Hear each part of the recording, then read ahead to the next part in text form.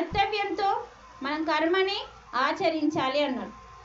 సరే, నేను ఆచరించకపోతే ఎవడు చూస్తున్నాడు, ఎవడు చేస్తాడు, చెయ్యా నేను అని మొండితనంతో మనం చేస్తలేమండి. చేయకపోతే ఏమవుతుంది, అవి కర్మలుగా మారుతున్నాయి.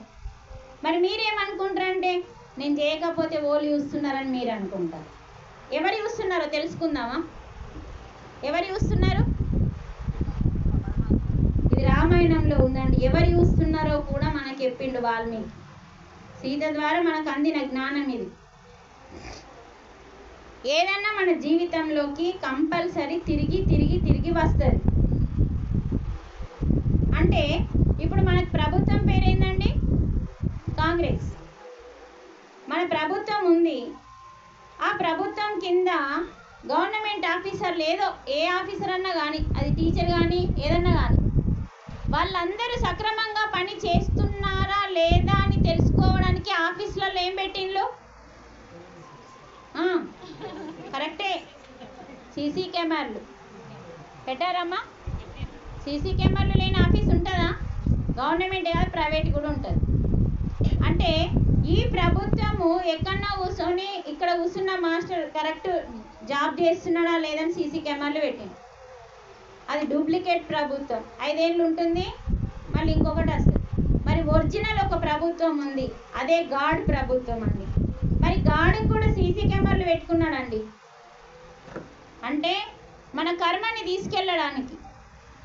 మనం ఏమనుకుంటామంటే మనం చేస్తున్న పని ఎవడు చూస్తున్నాడు అని చెప్పి 4 గోడల మధ్యలో చేస్తున్నాం కదా, ఎవడు చూసిండు అని అనుకుంటాం.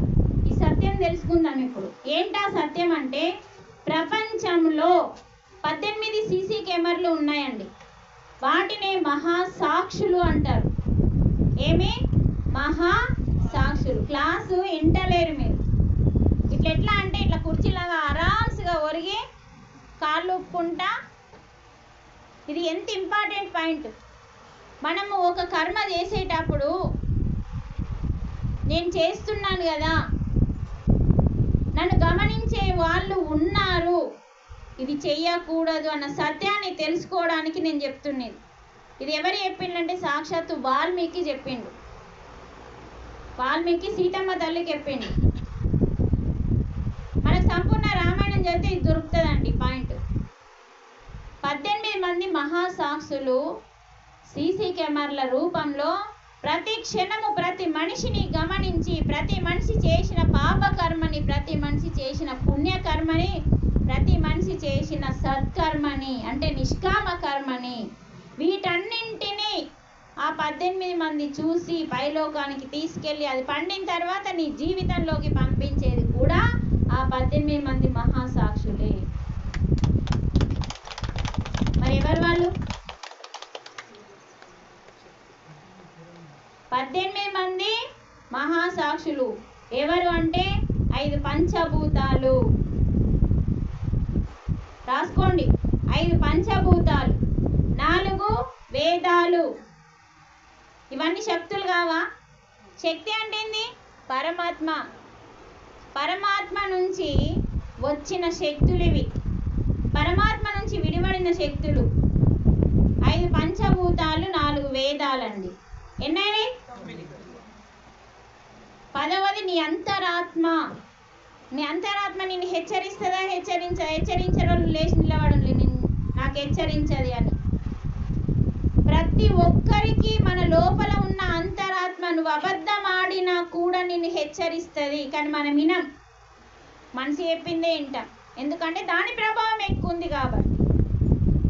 ఇప్పుడు బీజేపీ ప్రభావం ఎక్కువ ఉంటే బీజేపీ గెలుస్తుంది, కాంగ్రెస్ ఉంటే మరి మన మీద ప్రభావం ఎవరిది ఉందంటే మనసుది ఉంది. కాబట్టి మనసు చెప్పినట్టు వింటాం. ఆత్మది ఉంటే ఆత్మ వింటుంటాం. ఆత్మ చెబుతూనే ఉంటుంది ప్రతి క్షణము, నా బిడ్డ తప్పు చేయొద్దు అని. అంతరంగంలో ఉన్న ఆంతర్యామి అదే చెప్పాడు కదా అన్నమయ్య. అందరికీ శ్రీహరే అంతరాత్మ, అందరికీ శ్రీహరే. అందరికీ శ్రీహరి అంటే నారాయణుడు, విష్ణుమూర్తి, ఆయననే అందరికీ అంతరాత్మ. అంటే నీ అంతరాత్మ ఎవరు? ఎవరు? సాక్షాత్తు దేవుడే, నారాయణుడే. అది ఒక సాక్ష్యం. మరి నీ లోపలనే దేవుడు ఉన్నాడని ఇప్పుడన్నా అర్థమవుతుందండి ఈ పాట రూపంలో? ఆ పాట అయితే విన్నాము, చదివినాము ఎన్నోసార్లు, విని విని విని విని పిచ్చోళ్ళు లెక్క అయినాం, కానీ ఆ పాట మన నెత్తికెక్కలే.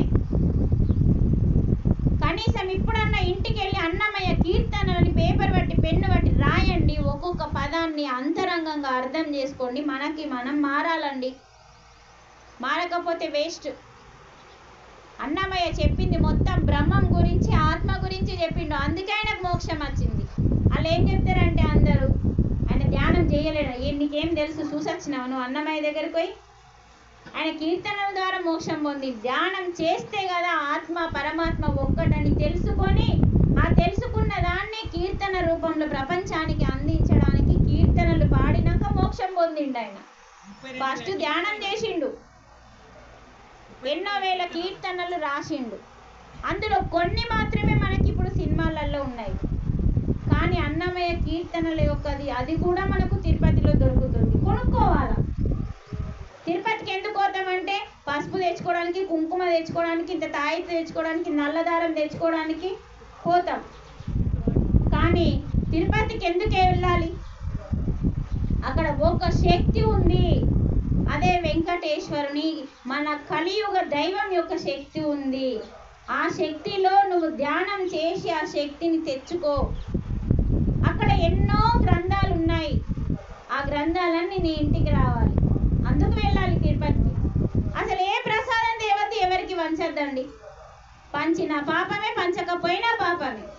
ఇద్దేలే అద్దేలే, ఇద్దేలే అద్దేలే, ఇదే సోది చుట్టాలని. నువ్వు అక్కడి నుంచి జ్ఞానం తెచ్చుకో. 7 కొండల వాడు ఎందుకు అక్కడ కూర్చున్నాడు? ఒక్కొక్క కొండలో ఎవరున్నారు? ఎందుకు మెట్లెక్కి వెళ్ళడానికి ఆయన ఆడెందుకు కూర్చున్నాడు? మరి మెట్లెక్కి ఎందుకు రమ్మన్నాడు? ఎంత పవిత్రమైన కొండ అండి అది, అంతా అపవిత్రం చేస్తున్నాం వెళ్ళి. ఒక శక్తి క్షేత్రం అండి అది, పుణ్యక్షేత్రం కాదు, మర్చిపోండి. పుణ్యక్షేత్రం అని మర్చిపోండి. పుణ్యానికి పూర్తిగా అపోజిట్ అది. ఒక శక్తి, ఆ పరమాత్మ శక్తి ఆ విగ్రహం కింద ఉందండి. లేకుంటే అంత ఆకర్షణ ఎందుకు ఉంటుందో చెప్పండి? సాక్షాత్తు మన పత్రికే చెప్పిండు స్వయంభుగా. ఆ వెంకటేశ్వరుని శక్తి ఆ విగ్రహం కింద ఎన్ని వందల అడుగుల్లో ఉందో అదే మనల్ని ఆకర్షిస్తుంది. నేను తిరుపతి వెళ్ళాలి, నేను తిరుపతి, ఇదంతా ఆకర్షణ జరుగుతుంది మనకు. ధనాకర్షణ జనాకర్షణ వస్తది అని చెప్పిండు ఆది శంకరాచార్యుడు, అందుకే అక్కడ శ్రీచక్రం పెట్టిండు. ఇవన్నీ మనకు తెలుసండి, తెలియదు ఏమీ లేదు. అందుకే 18 ఆ మహాసాక్షులలో నారాయణుడు ఒకడు, అదే అంతర్యామి. 10వది 11 సూర్యుడు, 12 చంద్రుడు, 13 ఉదయం, సాయంత్రం, పగలు, రాత్రి. ఎన్నైనాయి? సత్యము ధర్మము 18 వచ్చినాయి. ఈ 18 మహాసాక్షులు నువ్వేం చేస్తున్నావు? రోజు, ప్రతిరోజు 24 గంటలలో ఏ క్షణంలో ఏమేం చేస్తున్నావు అన్ని రికార్డ్ అయితాయా కావా చెప్పండి? రికార్డు కావు అన్నోళ్ళు చేతిలో పట్టండి. మనం చేసే ప్రతి కర్మ, త్రికరణ శుద్ధిగా ప్రతి కర్మ రికార్డు అవుతుందా కాదా? అవుతుంది అని తెలిసినప్పుడు మరి మనం ఎలా ఉండాలి? అవుతుంది, చూసేవాళ్ళు ఉన్నారు, తీసుకుపోయే వాళ్ళు ఉన్నారు, మళ్ళీ పంపించే వాళ్ళు ఉన్నారు. అప్పుడు వస్తుంది ఇక బాధ. చేసినప్పుడు ఉండదు, అది పండేదాకా అది మన జోలికి రాదు కదా. పండిన తర్వాత వస్తుంది నీ ఓట్లకి.